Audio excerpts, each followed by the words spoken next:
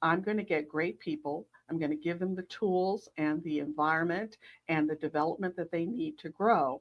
And then I'm going to get out of their way and let them blossom a little bit. Y'all, today's show is so good.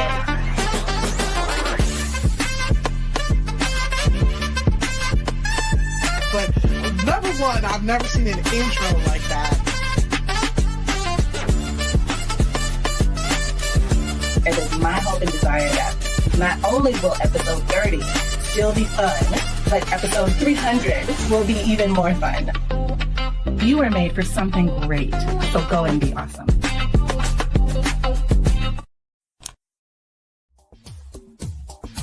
Ten seconds remaining.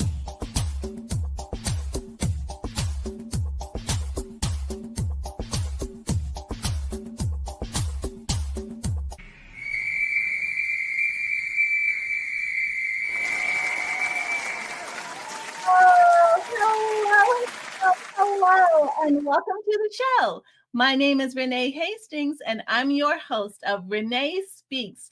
Y'all, today's show is so exciting, and I'm so excited because of our sponsor, Executive Help Now. Executive Help Now is all about simplifying your business so that you can focus on what really matters. From streamlining operations and managing administrative tasks to producing podcast shows and keeping everything organized. Our team is here to help you thrive. So if you're ready to make life a little bit easier, visit us at www.executivehelpnow.org. Y'all, today's guest is simply amazing.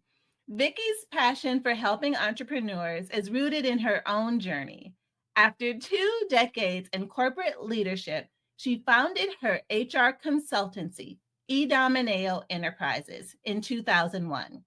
Facing the challenges of building a business from scratch, Vicky recognized the need for clear, step-by-step HR guidance for entrepreneurs. This experience inspired her to create the Leader's Journey Experience, an education program designed to give business owners the tools, strategies, and confidence to grow strong teams and navigate the complexities of HR.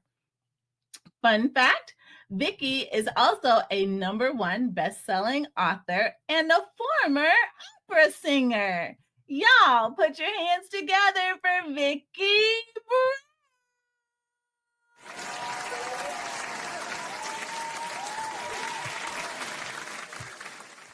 Vicky. Hi, thank you so much. What a wonderful introduction. Oh, well, I am so excited to have you on the show, and I just cannot wait to dig into learning more about you and your background and your business and your passion for helping leaders thrive and just build on what they already, the gifts and skills they already have inside so that they can be their absolute best selves. And doing so, create a team that reflects all the standards and values and the excellence that they stand for. So super excited. So why don't you just jump right on in and tell us a little bit about how you got started. But before then, you have a business name that has such meaning. And I want the world to know the meaning of your business name and how it influences you on a daily basis. Well, thank you so much for the question. It really, as you say that, I'm thinking it actually does influence me on a daily basis. So I'm aging myself here, but the Reader's Digest version of this story is that it is actually the name of an opera by Mozart. It's Idomeneo is actually a pronoun. It's a Greek pronoun, which is why it's difficult to say, difficult to spell, difficult, all those things. Marketing people tell me about that all the time. And I look at them and smile and say, Adidas. And I keep moving. Idomeneo is the name of an opera by Mozart, and I am a lyric soprano, so I love singing Mozart works, and that is one of my favorites. And when I got ready to name the company, at the time I was singing and working in business, which I did for many, many years. So I kind of had, I'm not even quite sure which one I would characterize as my side gig. But in any event, I realized when I got ready to name the company that I didn't want to put the name HR in the company because I knew that we would have additional offerings down the road and that might not clearly reflect who we are and what we were doing. But the other piece is that there have been so many times in my life that I have been on stage, literally on stage, because singing opera, I am in the chorus, so I'm third fishwife from the left. So I'd be on stage or I'd be singing with the LA Phil and I'd be waiting for my part to come in again, particularly if you're doing large works like Mahler and things like that. You have a long period of time where it's all orchestral and then you start singing at a different movement. And so you have a lot of time to sit on stage, listen to a world-class orchestra from the best seat in the house, but your mind is really free to be creative at that time. And I can't tell you how many times I have solved business problems while sitting on stage waiting to come in again. And I can't tell you how many times I have been at work and really resolved some creative issue I was having with my music or with singing. So those two things, those two sides of my brain have really been beneficial to me anyway. So when I got ready to name the company, I wanted to name it something that would remind me there are two distinct parts of my brain and how they really kind of help me in either case, whether I'm in the business world or whether I'm in the music world. The other side is a great support to me. So that is the very long story of Idomeneo. Well, I'm very grateful for Idomeneo and to learn that it is all about using both sides of your brain and one complementing the other, and how we're not just single faceted people, Exactly. and our mind is constantly moving, constantly racing, constantly discovering new things and having new ideas and having these witty inventions that come into our head. And we need a way to not only streamline that or capture that, but figure out how it can work even better in our professional life or in our personal life. So Precisely. I love how it all goes together. Well, I absolutely agree. And particularly for business owners, leaders, CEOs, founders, we don't take enough time and give ourselves enough credit for the importance of free-form creativity in what we do. That is a critical part of being a good leader and leading your organization to success, is having time, space, and creativity to come up with different ideas, come up with different products, come up with different ways to offer value to your clients. That's something that leaders can do better than almost anyone else in their organization, which is why it's so important, to my mind anyway, to have a solid team around you. Yes, absolutely. 100%. And we run into that a lot as well at Executive Help Now, that when clients come to us, they are so overwhelmed with all of the things that they have to do all day, every day, that they don't have the space or capacity to even begin to think creatively about anything because they're still trying to put out yesterday's fires. So Exactly. I love how you said when you put a team around you, you free yourself up. You free up that mental space, that emotional space, that even sometimes physical space, because you can leave the office. Yes. When you have a team at your side that you can rely on. And that's what we are at Executive Help Now. It's just an extension of everyone's team. That's So wonderful. So I love that you basically reaffirmed, reinforced, reiterated the fact that business owners, leaders must make time for themselves to have creative thinking space in order to be effective leaders. That's what I Absolutely. heard. That's what I said. Absolutely. And deep work is important. I mean, I am, particularly when you come, as we do, from the corporate environment and you are a subject matter expert, and then you strike out on your own, then it's a different world that you're entering. Yes, you know how to, I'm going to put this in incredibly simplified terms, but you know how to create the widget. You were very good at creating the widget. You were excellent at creating the widget. Your job now, though, is to create an organization that produces the absolute best widgets. And in order to do that, you have to have great people and lead them effectively and motivate them so that they make the best widgets of their lives. So it's a different muscle. And you need time to think and be creative and do deep work. I talk about this a lot because it's just really important to me. I did not do that in the beginning of the existence of Idomeneo, and I had the burnout to show it because I was trying to do absolutely everything because, of course, no one could do it better than I could. So I was trying to do absolutely everything and also be the visionary and come up with the ultimate plan and all of that. And you really have to give yourself time and space. I can't say it enough. And you forget that when you have a solid team around you, it's not that you just have other people to take tasks off your plate. You have the value of having those brains on the problem too. So you have to give them space to contribute. Absolutely. Absolutely. You are preaching to the choir here. Because I say the same thing all the time.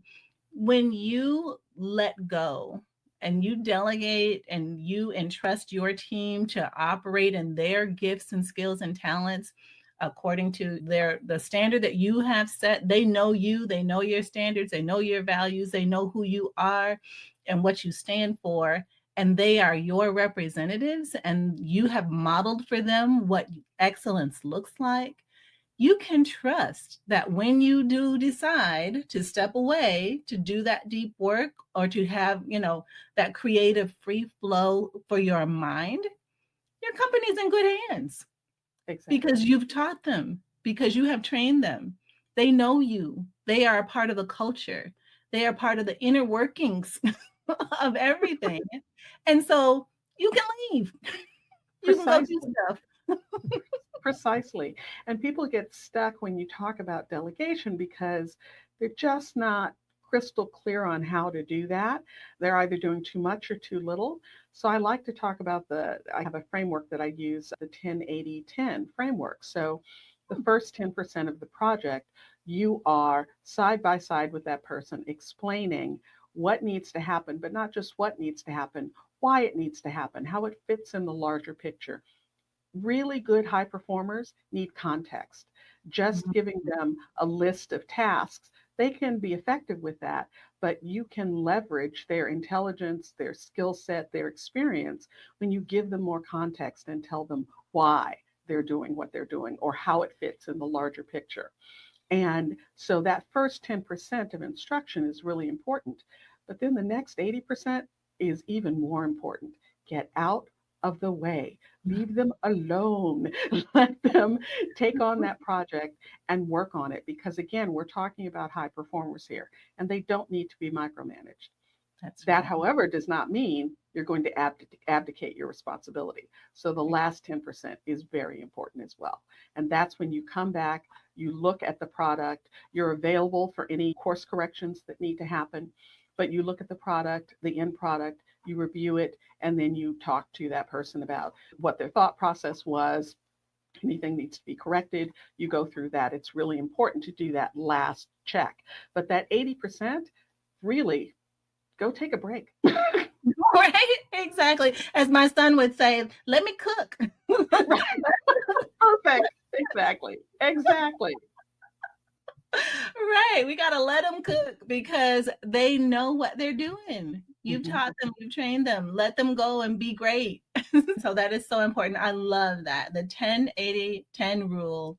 And it fits so well, not just in a project, but even across many different aspects of business, whether it comes to even, I'm thinking of it in terms of backup training for our virtual assistants. When we assign a client a virtual assistant, they have a backup in case a virtual assistant has to go do something or gets sick or on vacation or whatever. The client's business continues as usual because the backup steps in, but the backup needs to be trained according to this 10-80-10 rule. I love that, and I'm stealing it. Feel free. I stole it, so there you go. That sounds fair. That is great, and because it's so important for us to walk alongside the other person to make sure that they know and understand the client well, why the client wants things this particular way and how we do it and this particular thing. And then let them go on and do some of the work themselves while we just kind of watch from the side. And then at the end, provide that feedback or give them an opportunity to ask more questions. So did I get that right? You got it exactly right. Exactly right. And it's something that we can all hang on to because, if your listeners are anything like me, really, I tell people, listen, I'm a soprano, I'm an only child, and I'm a Leo. So I was born this way. I am going to be on top of you every second of every day because I know how to do it and it has to be done my way. And it was a learning for me to really say, no, I'm going to get great people. I'm going to give them the tools and the environment and the development that they need to grow. And then I'm going to get out of their way and let them blossom a little bit. That has been a lesson I've been working at for a while. Oh, that is so awesome. I am so grateful to you for that, so that you can now come and speak to our audience about it, how to do it, the necessity of it, and how to do it well. That all came from your own past experiences and your own journey that you had to go through, all the ups and downs, hills and valleys, all the things created this opportunity now for you to share with us why it is so important to surround yourself with the perfect dream team as a leader and business owner. So as we go down that road a little bit further, tell us, Vicky, what are the key things that for the first thing that a person needs to think about when they're thinking about hiring? Like if they're in this place now where it's not just them anymore, if they had been a solopreneur, but now they're thinking about bringing on some help. What's the first thing they need to make? Who's the first person they need to hire? Right. Well, you're going to hear me use this word over and over and over again because it really is foundational. Your vision needs to be in place. You need to know what direction you're going. If you just set out running and you have no idea what direction you're going, you're not going to get there. Even when you get to the point where you're getting ready to hire your very first person. And in most cases, that's going to be an assistant for you. When I talk to clients or even business owner colleagues, I'm always preaching to the choir about you really, really, really need to get an assistant first, because that's going to free you up to get back to the highest use of your time. Because you are probably spending a tremendous amount of time doing administrative tasks that should not be on your plate. So getting those off your plate is really important. But you need a vision. You need to understand what you want your organization to look like. What is your primary function? What kind of value do you want to offer to your clients? And that seems like a lot when, you're like, I just need to hire an assistant. Why do I need to have all of that other stuff in place? Because that's the foundation of your culture. That's a very nice kind of litmus test to keep in mind as you are sourcing and interviewing someone. You have to think about what your ultimate vision is. Do you want a company of high autonomous performers?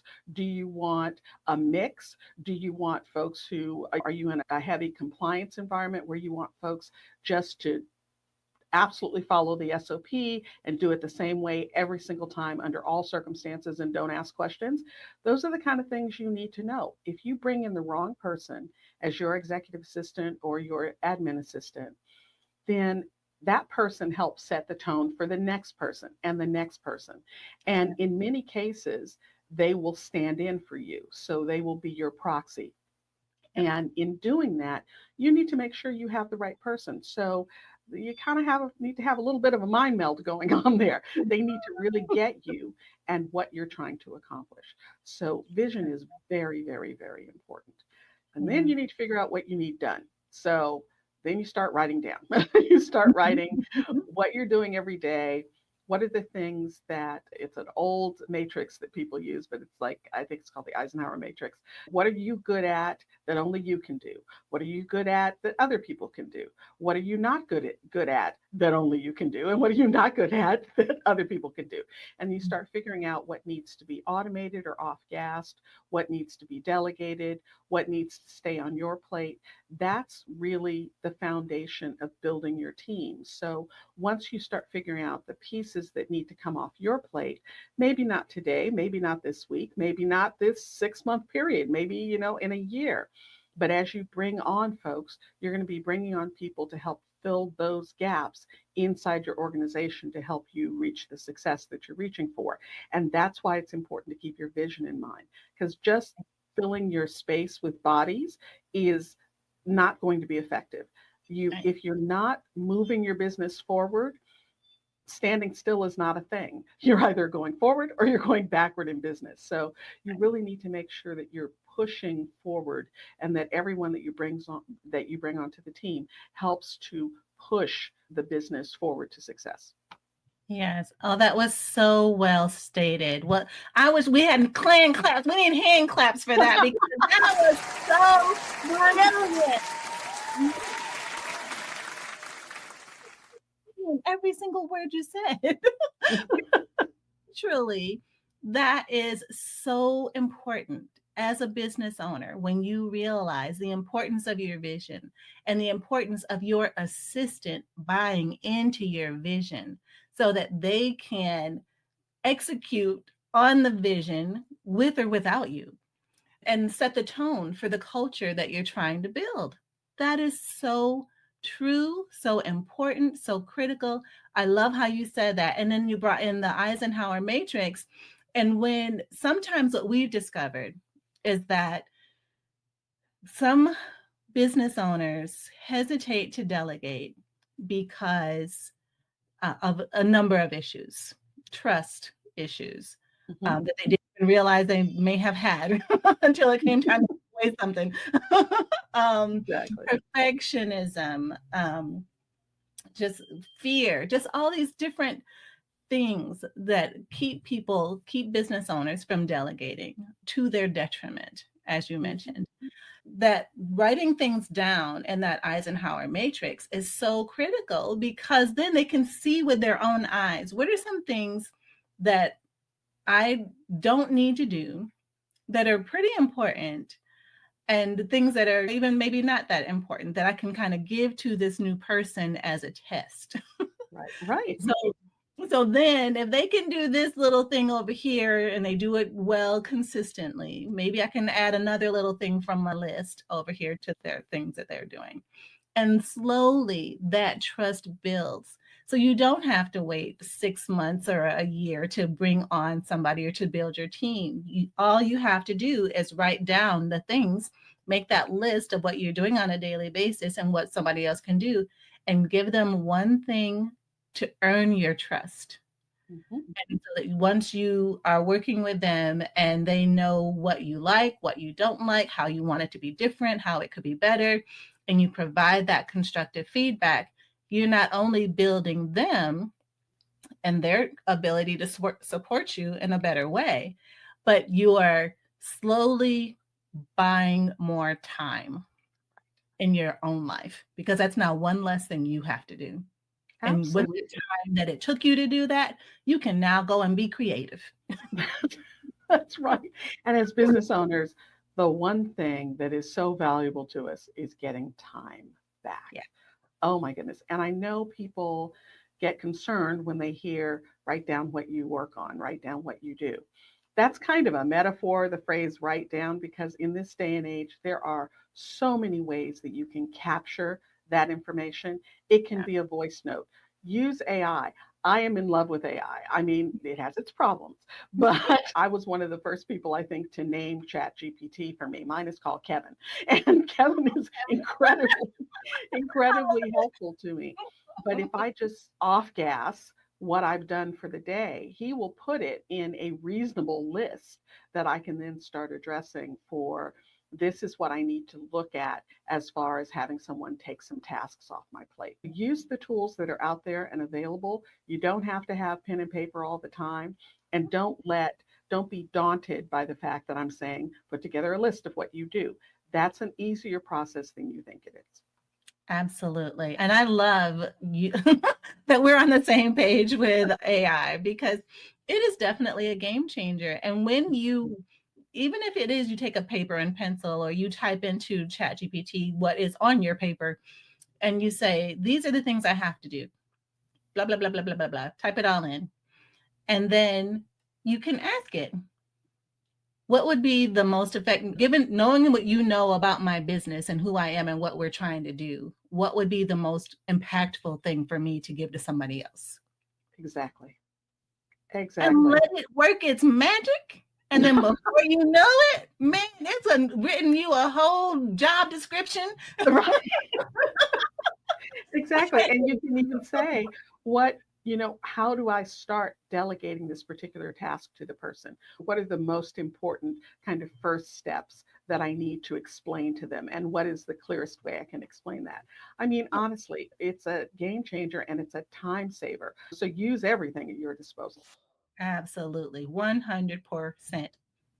So in your experience, what are some of the biggest mistakes, though, that leaders make when it comes to building their teams? Because what we're giving them is all juicy gems. Mm-hmm. But not everybody's going to do it. What are some of the biggest mistakes that they make?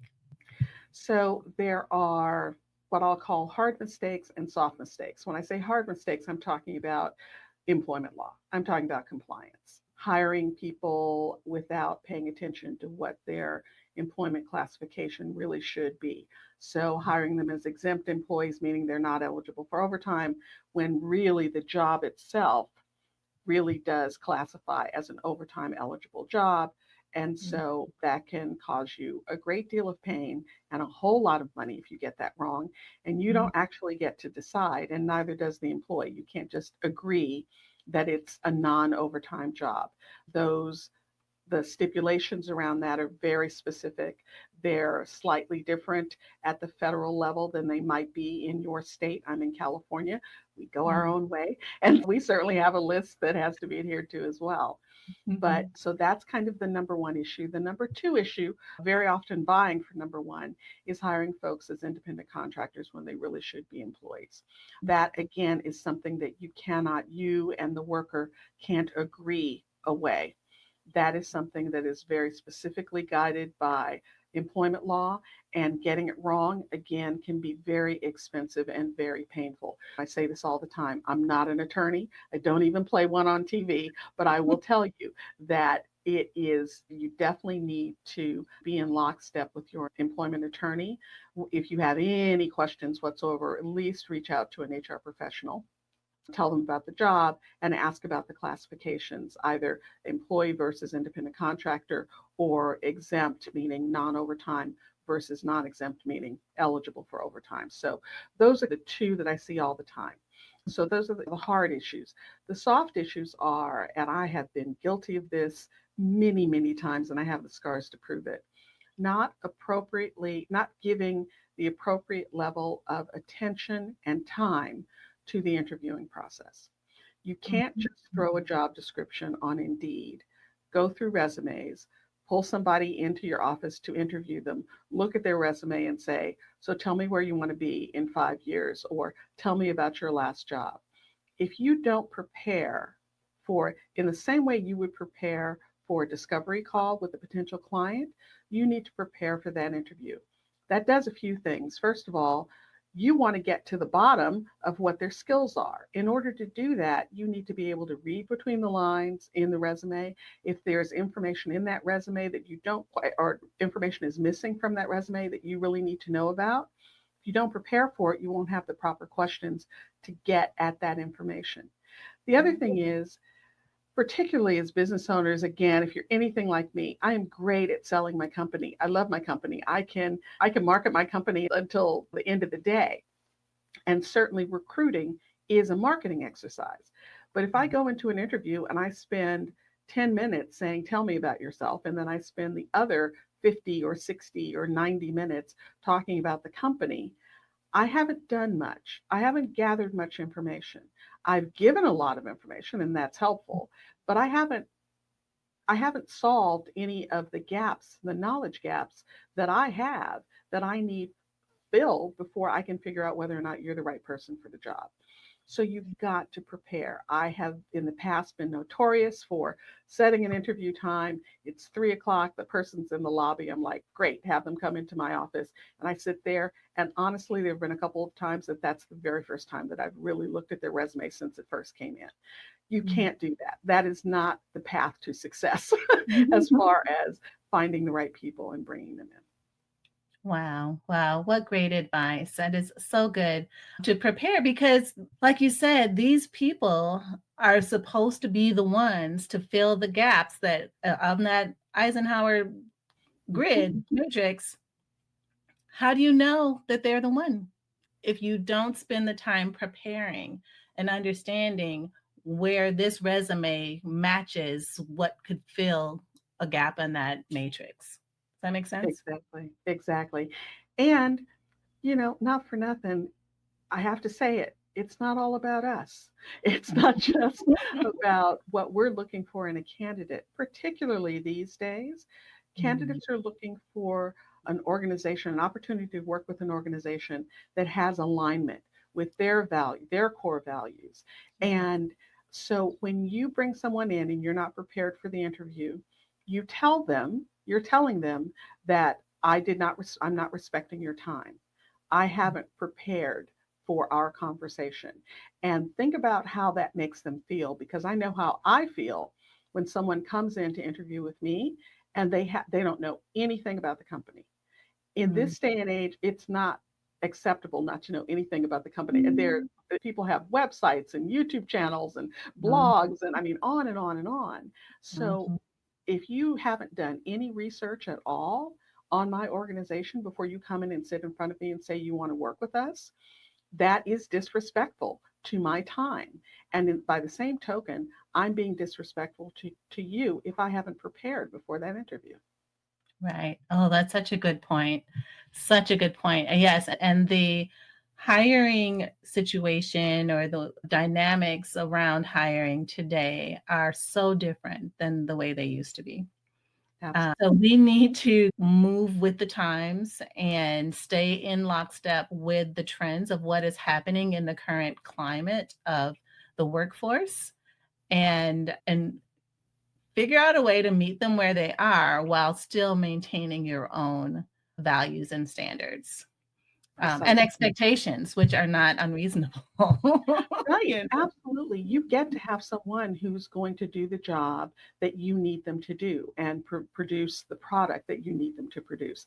I'm not saying you're going to back off from that at all. It's just how you get to that point is a slightly different road than it was back in the day when I came on the scene. Right. Yeah, absolutely. I get it. Get it very well. So one of the questions I've been looking forward to asking you, because when I saw the question, I was like, oh, I can't wait. I can't wait to talk to her. How can leaders create a culture that attracts and keeps top talent? I'm going to go back to my favorite word, vision. It's all about when people are locked into the vision and where the organization is going, and they understand how their role plays a part, and you bring in high value individuals. When you do that, when you bring in high performers and you show them how what they're doing every day plays into the overall vision of the organization, they're a self-fulfilling prophecy. They are going to be stellar, and they're going to bring ideas to bear that maybe you never even thought about because they're high performers. Our job as leaders is to create the vision, communicate it all the time. You can't communicate your vision often enough. We think, I say this over and over again, so of course they know the vision. we're living with the vision. It's in our head 100% of the time. That is not true of your team. And you don't just say the vision is to do this. You tie what you're talking about back to the vision. So we're going to work on this project, or we're going to create this product, or we're going to create this value add for our clients because it will ultimately do this. And that helps fulfill our vision of wanting to provide this level of support for our clients. So as long as you keep tying things back to the vision, then people understand why they're doing what they're doing.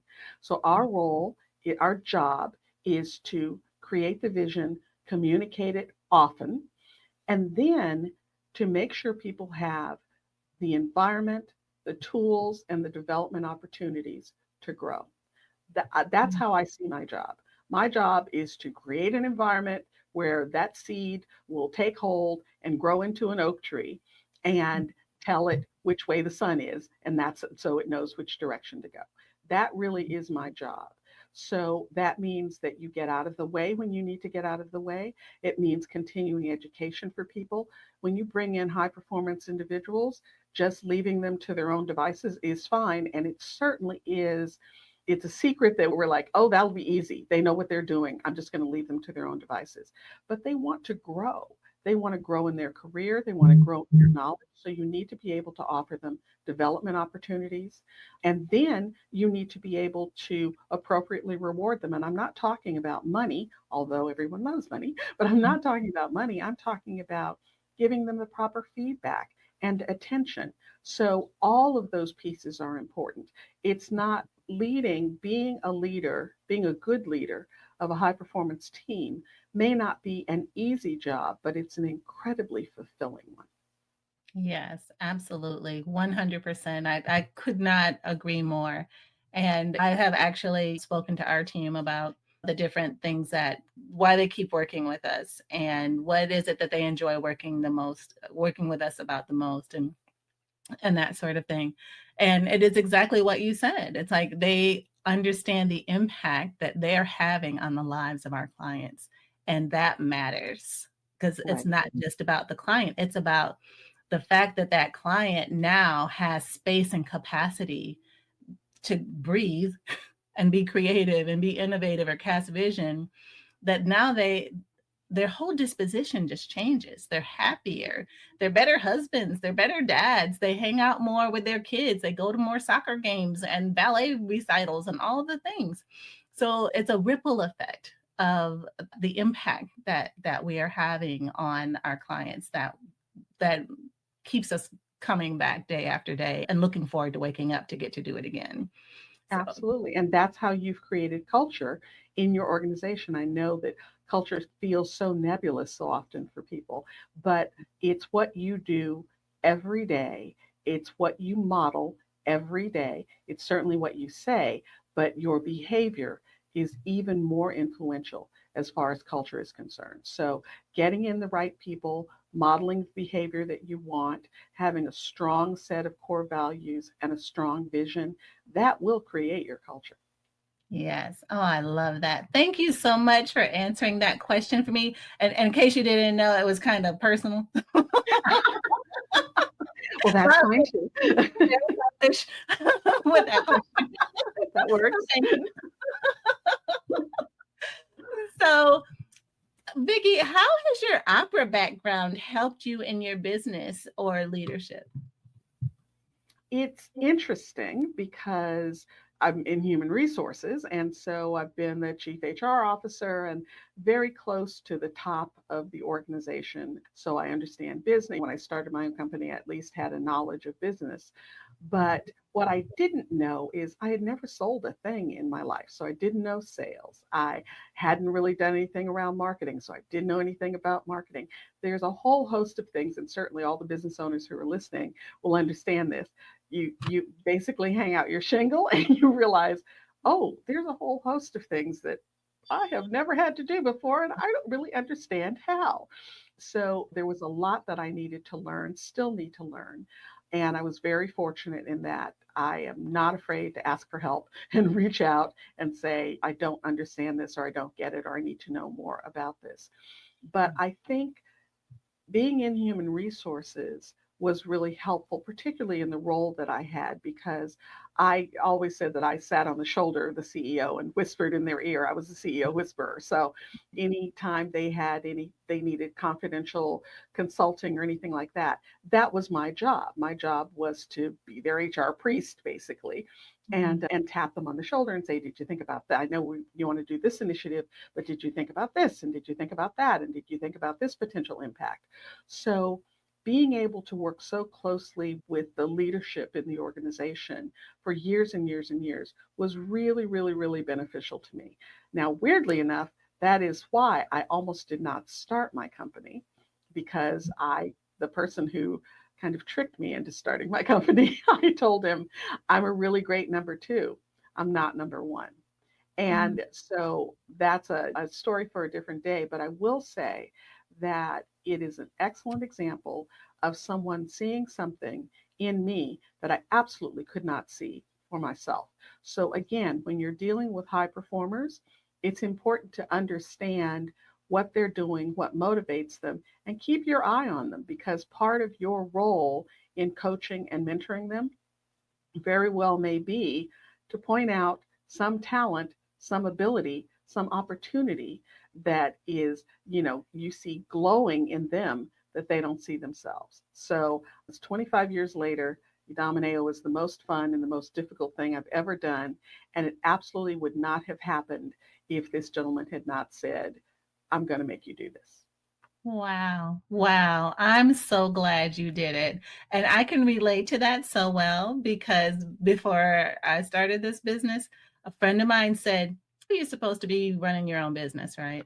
And I was like, no, I'm not.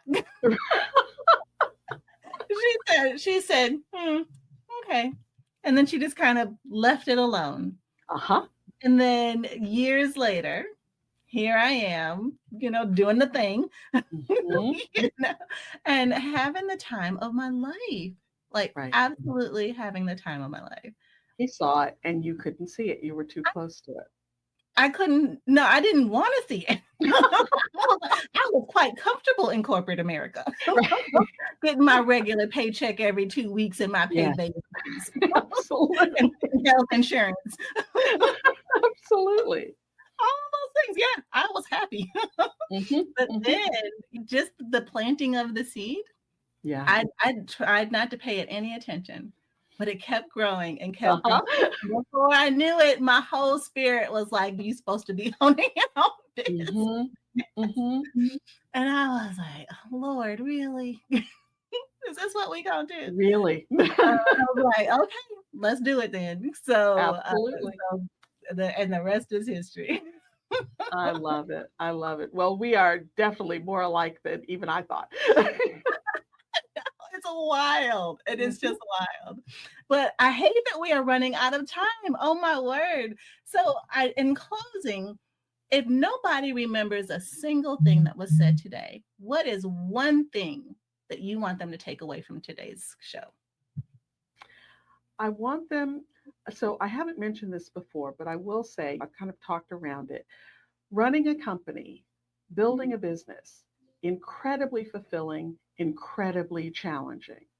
The one thing that I think people don't expect when they're looking at the possibility of bringing on a team, you're going to have challenging days. You're going to have very challenging days. And there are more than a handful of days that I wake up in the morning and I think, okay, I'm going to make myself go into the office and do the thing, because that's what needs to happen. Inevitably, I come into work and I experience the team. Not that they're interacting with me, they're doing their own thing, collaborating with one another. Just that hum of interaction and forward progress is so energizing and feeding to my entrepreneurial soul that I think what we discount is the incredible value that having a group of people who are high performers and are all rowing in the same direction as you, the value that that brings to your spirit, it really can buoy you and push you on and give you the energy you need to move on to the next thing and take on the next task. So there are all sorts of marvelous things about human beings. They can do a tremendous amount of things. They can take things off our plate. They can give us more free time. They can do all of those things. But the human spirit and the human interconnectedness, that can really be feeding to us as business leaders and business owners. And it's something that's a wonderful thing to take advantage of. Yes. Oh, that was so well said. I mean, I could talk to you all day. You are truly just speaking to my soul. I just love it. Love it so much. This has been so good. So good for me, so good for our audience. Just nothing but brilliance and wisdom shared from the time we started to now. And I would love for our audience to be able to stay connected with you and continue to get more and more of this from you. How can we stay in touch? Well, I'm not going to force anyone to spell Idomeneo. We actually have a little gift for everyone, and it is, you can find me at Vicky Brown HR. Thought I'd make it easy. VickyBrownHR.com/podcast gift. And that will get you the gift as well as give you additional information on how to get in touch with us and what we do and all of that. I love it. And it's Vicky with a Y. It's Vicky with a Y. Thank you. Yes. Yes. I love that. Thank you so much for this very generous gift. And I definitely want people to stay in touch with you, connect with you on LinkedIn. Definitely follow you because you have so much wisdom, so many nuggets for whether you're a solopreneur, entrepreneur that's been in business for 50 years. All of this information is so relevant for today to continue to thrive and take your business to the next level. Vicky, you were made for something great. So go and be awesome. Thank you. Thank you so much.